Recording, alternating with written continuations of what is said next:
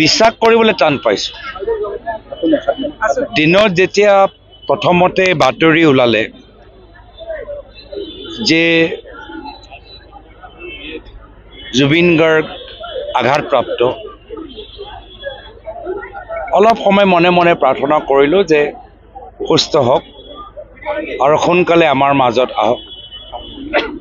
ভাবিছিলোঁৱে যে তেখেতৰ সু আৰোগ্যৰ বাবে কামনা কৰি এটা বাৰ্তা মই মোৰ ফালৰ পৰা দিম, কিন্তু অলপ সময় পিছত যেতিয়া বাতৰি ওলালে বিশ্বাস কৰিবলৈ টান যে ছিংগাপুৰ যেনেকুৱা ঠাইত য'ত তেওঁ কিবা এডভেঞ্চাৰ স্পৰ্টছ কৰি থাকোঁতে এনেকুৱা দুৰ্ঘটনা ঘটিলে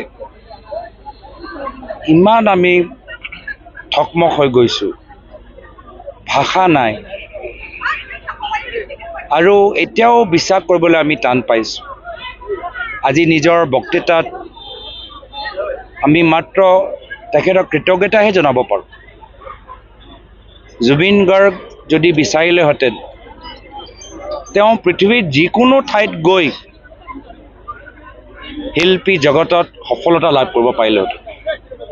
তেওঁ লণ্ডনত গৈ ডাঙৰ ছুপাৰষ্টাৰ হ'ব পাৰিলেহেঁতেন, তেওঁ আমেৰিকাত গৈ ডাঙৰ আমেৰিকান পপষ্টাৰ হ'ব পাৰিলেহেঁতেন, তেওঁ বম্বেত গৈ ডাঙৰ ছুপাৰষ্টাৰ হ'ব পাৰিলেহেঁতেন, কিন্তু এই গোটেইখিনি আঁতৰাই তেওঁ অসমত আমাৰ মাজত থাকি আমাৰ হাতথ্ৰব হৈ থাকিল।